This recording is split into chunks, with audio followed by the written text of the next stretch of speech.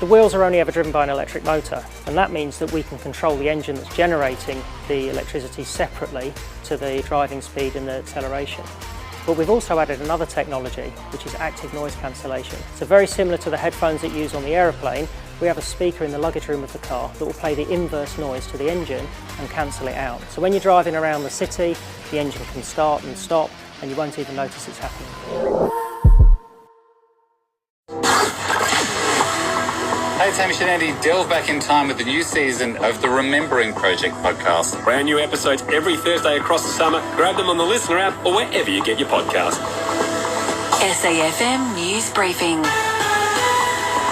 Good afternoon, I'm Matt Layton. Public hospitals are set for a $1.7 billion lifeline as the federal government bumps health funding by 12%.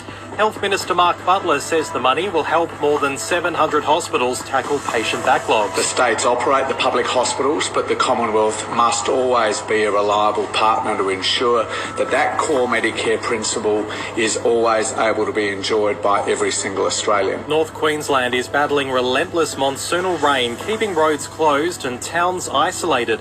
Flood warnings are still active and conditions aren't improving anytime soon. Premier David Crisafulli says the region remains in an emergency. It just shows that this system continues to have some might in it, and we have to make sure we continue to heed those warnings. In Charters Towers, a water supply disruption has triggered an emergency alert with residents urged to use water sparingly. Donald Trump wants the US to take over Gaza, but PM Anthony Albanese isn't engaging. Asked about the US president's explosive comments, Albo's refused to offer a running commentary. He's sticking to Australia's long-standing support for a two-state solution. Australia's position is the same as it was this morning, as it was last year, and it was 10 years ago, and it was under the Howard government. And the West Coast Eagles are in mourning after the sudden death of 2006 Premiership great Adam Hunter. His passing comes amid an awful 24 hours for the AFL, following the deaths of Dale Tapping and Troy. After this, there is no turning back. You sip the red can, the story ends. You sip the black can, you enter dreamland. And I show you just how good the truth can taste.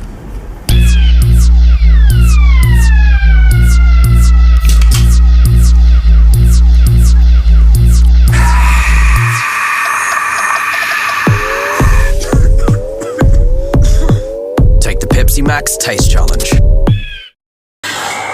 It's an early exit for Sam Constas. Teenage batting prodigy has been left out of Australia's second test in Sri Lanka and will return home to play for New South Wales in the Sheffield Shield. His next stop is the Gabba for a clash against Queensland. And Football Australia is holding off on any punishment for Matilda's captain Sam Kerr, despite body cam footage showing her calling a cop stupid and white. CEO James Johnson says they will wait for the trial outcome before making a move. I'm not going to comment on those proceedings. I don't think that would be appropriate. Hamish and Andy's Remembering Project. Brand new episodes every Thursday across summer. Grab them on the Listener app or wherever you get your podcasts. SAFM weather. Partly cloudy for the rest of today on the Limestone coast. Tonight down to 13 degrees and tomorrow cloud clearing with a high of 32 degrees.